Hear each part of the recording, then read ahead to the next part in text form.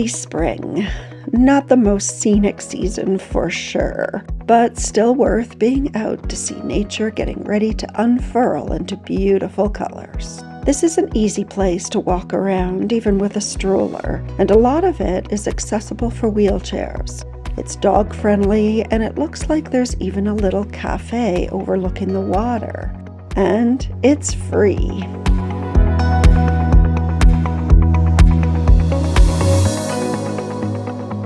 You can fish in this pond and look at all those magnificent weeping willow trees, just starting to come back after the winter.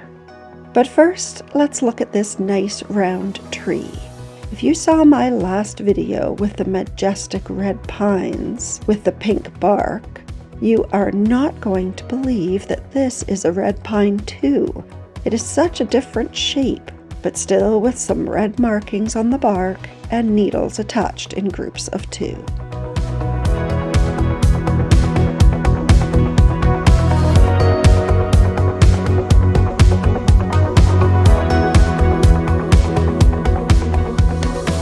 We'll go to the north end first. This is where the Bruce Creek empties into the pond, and the trail crosses back and forth several times over that creek. There's a long boardwalk and a marsh, and this is where you can find a lot of birds.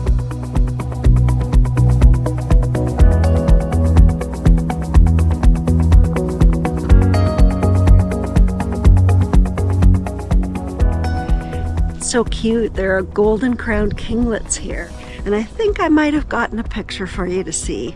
They're very hard to take a picture of because they're so tiny, and they flit around and land on a branch only for a second or 2 and then move somewhere else.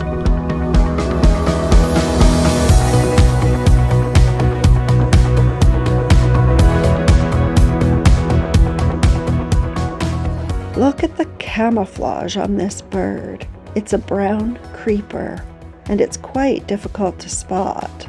I'll check back here in a little bit, and I'll show you the large hawk I saw watching the marsh. But first, we're going to see the trail that goes along the creek, and we're going to do some forest therapy along the way. In Japanese, it is shinrin-yoku, which means forest bathing. And the idea is to slow down, take in the sights, sounds, and feel of nature. Studies have shown that it can boost the immune system, lower blood pressure, and improve mood and sleep.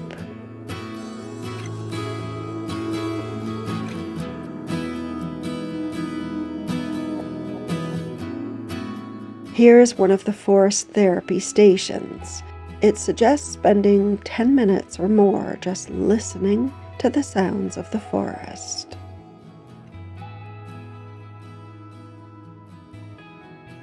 So I have just taken a few minutes on this bridge to sit peacefully and quietly with my eyes closed. And I am very aware of nature anyway, but I found with my eyes closed, the sound of the birds, the sound of the running water, the wind in the trees, and the feel of the sun on my face felt that much more rewarding. It's an unusual forest here. It's a lot of old and gnarled, bent over trees and dense brush, and I think that this creates a fantastic place for birds to live.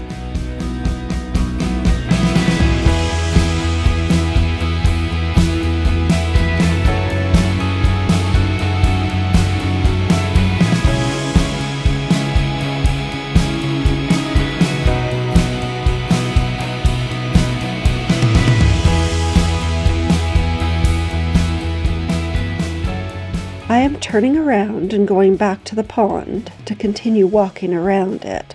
That is where I saw this beauty. Red-tailed hawks typically migrate a little farther south in the winter and start coming back to breed in this area in the spring. It is one of the largest birds we see in North America. There will be one more really cool-looking bird near the end of the hike. Notice that most of the trails here are paved, and the bridges are flush with the pavement to make it easy to navigate. I saw someone walking very slowly with a walker, I really hope I'm still out in nature when I need a walker one day.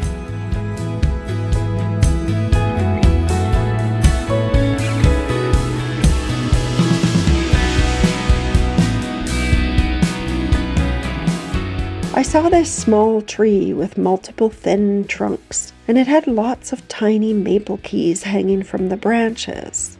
It seems it is an Amur maple, and it was surely planted here as an ornamental tree. It doesn't grow much larger than this, and it turns bright red in the fall. There is a dam at the south end of the pond that you can walk across. Toogood Pond was formed in the 1800s when the Bruce Creek was dammed to construct a mill. The Bruce Creek joins the Rouge River, which then flows into Lake Ontario.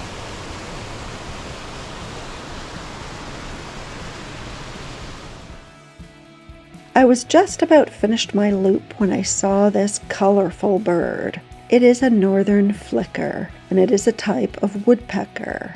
It can be seen on the ground, digging up ants, or up in a tree drumming on wood as a form of communication or defense.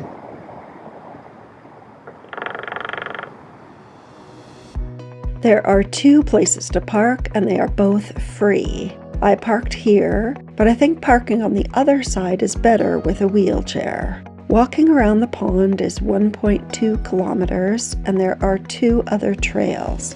I walked on this paved trail today for 1.3 kilometers each way, and there is also this dirt trail for 600 meters each way. Unionville Main Street is nearby too, and it's a very quaint place for a walk with lots of restaurants.